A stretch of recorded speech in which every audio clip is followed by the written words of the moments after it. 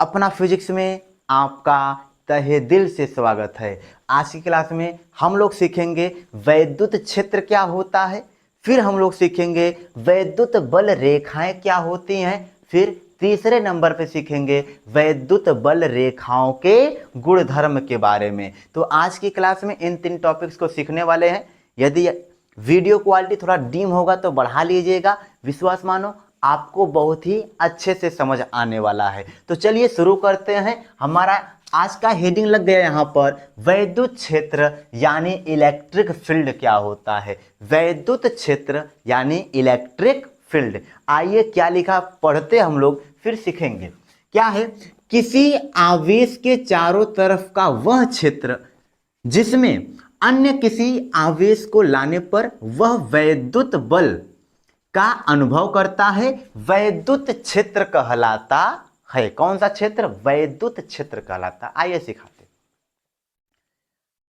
ये मान लो एक आवेश हो गया, इस आवेश के चारों तरफ का वह क्षेत्र, इस आवेश के चारों तरफ का वह क्षेत्र जिसमें किसी अन्य आवेश को लाने पर, किसी अन्य आवेश को लाने पर यह उस पर बल लगाता हो, यह आवेश उस पर बल लगाता हो, तो बोलेंगे इस आवेश का वहां तक क्या था? वैद्युत क्षेत्र था। क्या था? वैद्युत क्षेत्र। आइए दूसरी भाषा में समझते हैं। दूसरी भाषा का नाम दूसरे तरीके से। आइए क्या, मान लो एक आवेश हमारे पास, इस आवेश के चारों तरफ का वह क्षेत्र जिसमें किसी अन्य आवेश को लाने पर, वह आवेश जिसको ला रहे हैं, वह आवेश वैद्युत बल का अनुभव करता है। वह आवेश वैद्युत बल का अनुभव करता है। तो हम कहते हैं वहां तक क्या है? वैद्युत क्षेत्र है। क्या है? वैद्युत क्षेत्र है। समझ पाए होगे कि वैद्युत क्षेत्र क्या होता है।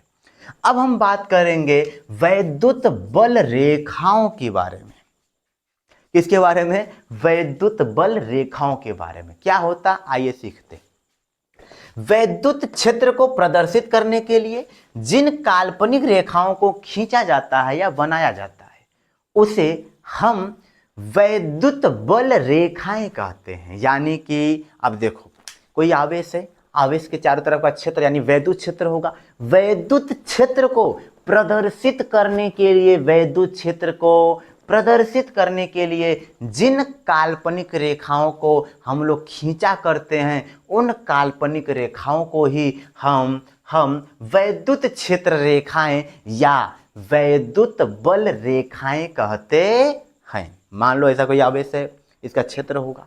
क्षेत्र को प्रदर्शित करने के लिए हम लोग रेखाएं बनाया करते हैं और उन्हीं रेखाओं को हम वैद्युत बल रेखाएं यानी कि या फिर वैद्युत क्षेत्र रेखाएं कहते हैं। आई होप कि आप 2 टॉपिक्स बहुत ही अच्छे से सीख गए होंगे। अब हम सीखेंगे तीसरा टॉपिक्स, जो कि है हमारा वैद्युत क्षेत्र रेखाओं के गुणधर्म। कौन सा टॉपिक है? वैद्युत क्षेत्र रेखाओं के गुणधर्म की बात करेंगे। चलो, इसमें हम लोग पहला गुणधर्म सीखेंगे, वैद्युत बल रेखाएं धन आवेश से निकलती हैं एवं ऋण आवेश पर समाप्त होती। आइए समझते। क्या जो वैद्युत बल रेखाएं होती हैं वो धन आवेश से निकलती हैं एवं ऋण आवेश पर समाप्त होती हैं। कहने का मतलब, अगर कोई मान लो अकेला आपके पास प्लस चार्ज, कोई अकेला कोई प्लस चार्ज है, तो इससे वैद्युत बल रेखाएं निकलेंगी बाहर की तरफ।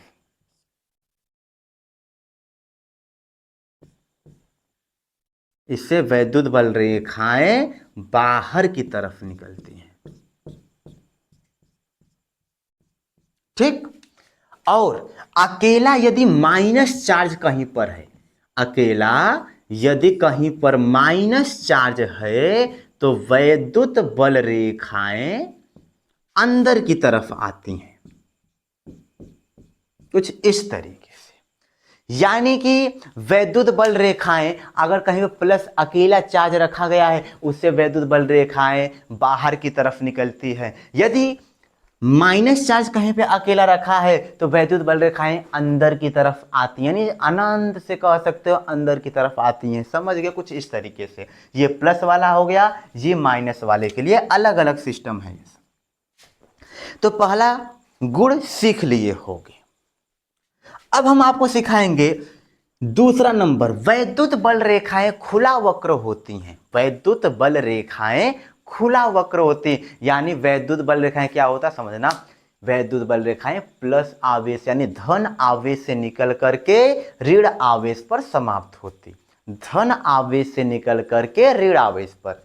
कभी भी ऐसा नहीं होता कि ऋण आवेश से धन आवेश पर आए, कभी भी ऐसा नहीं होता कि ऋण आवेश से धन आवेश पर आ जाए, केवल धन आवेश से ऋण आवेश पर जाती हैं। इसलिए हम लोग बोला करते हैं वैद्युत बल रेखाएं एक खुला वक्र बनाती हैं या एक खुला वक्र होती है। इसके बाद हम लोग तीसरा गुणधर्म सीखेंगे, इसे मिटाएंगे। अब हम लोग तीसरा गुणधर्म सीखेंगे। तीसरा गुणधर्म हम बोल रहे हैं, आप लिख लेना।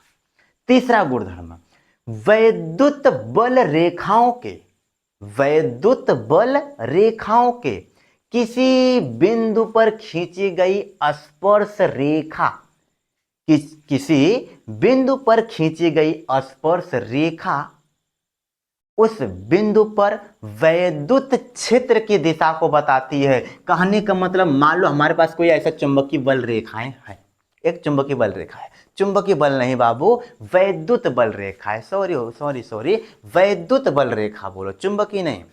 मान लो इस पॉइंट पर बताना है हमें वैद्युत बल रेखा की दिशा या फिर वैद्युत क्षेत्र की दिशा बताना है, तो इस पॉइंट पर ऐसे कोई टेंजेंट खींचो इधर का, ये हो गया वैद्युत क्षेत्र की दिशा। इस पॉइंट पर बोलो तो ऐसा खींचो, इस पॉइंट पर बोलो तो ऐसा खींच दो, ये हो जाएगा चुंबकीय नहीं, वैद्युत बल रेखाओं की दिशा हो जाएगी, या वैद्युत क्षेत्र की दिशा बोल सकते हो आप लोग। समझ गए क्या?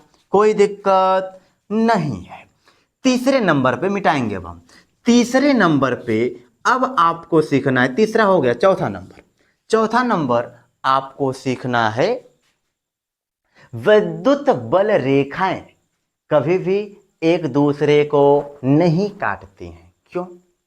जैसे मान लो कि एक वैद्युत बल रेखा कुछ ऐसा बना दिए, एक वैद्युत बल रेखा इधर से इधर जा रही, इधर से इधर काट रही है इस पॉइंट पर।